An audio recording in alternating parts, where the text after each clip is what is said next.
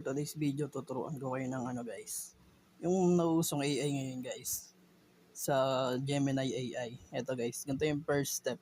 Punta kayo sa Google nyo guys. Ayan, Google. Type nyo nandiyan Google. Google.com. Yan, tapos punta kayo sa ano guys, Gemini AI. Gemini AI.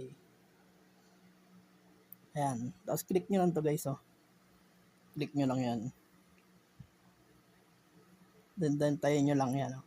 And pag lumabas na yan guys, tapos click nyo tong ano, plus sign. Tapos upload lang kayo ng photo na gusto nyong gawing AI guys. And upload files. Tapos media picker. Tapos antayin nyo lang guys. Pili lang kayo ng photo na gusto nyong i-upload. Eto. Ayan yung napili natin guys. Tapos yung command prompt guys, nandyan sa may comment section guys, copy nyo na lang. Ilalagay ko sa comment section. Command prompt. Ayan. Ayan yung command prompt guys ng AI. Para maging ano, yung trending ngayon. Ayan. Tapos dito sa bandang baba guys, scroll nyo lang. Tapos itong title ng box.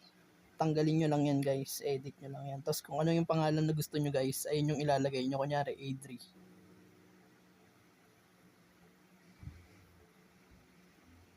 Ayan guys. Tapos click nyo lang to yung parang okay. Ayan.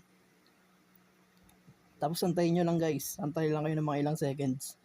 Gina-generate kasi yan. Ayan.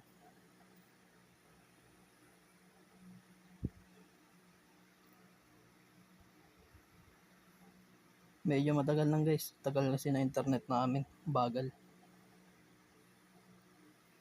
So ayan guys. Ito na ata. Ayun guys. Ito na guys. So yung bagong ano. Nauuso ngayong AI. Ano. Tapos download nyo lang guys. Pwede yan download. Diinan nyo lang. Tapos download image. Ayan guys. Downloading. Okay na guys. File downloaded na. Tapos open. Yan, so yun, pwede nyo nang i-post sa mga social media nyo guys, sa Facebook, sa Messenger, sa IG, sa TikTok, pwede na yan guys. So tignan natin dito sa ano, gallery ko, nandun na talaga. Ayun. So ito guys, ito na. Nasa gallery na. Ayun, sobrang linaw pa oh. Ayun guys, nasa comment section yung ano guys, command prompt. Copy nyo na lang dun. Salamat.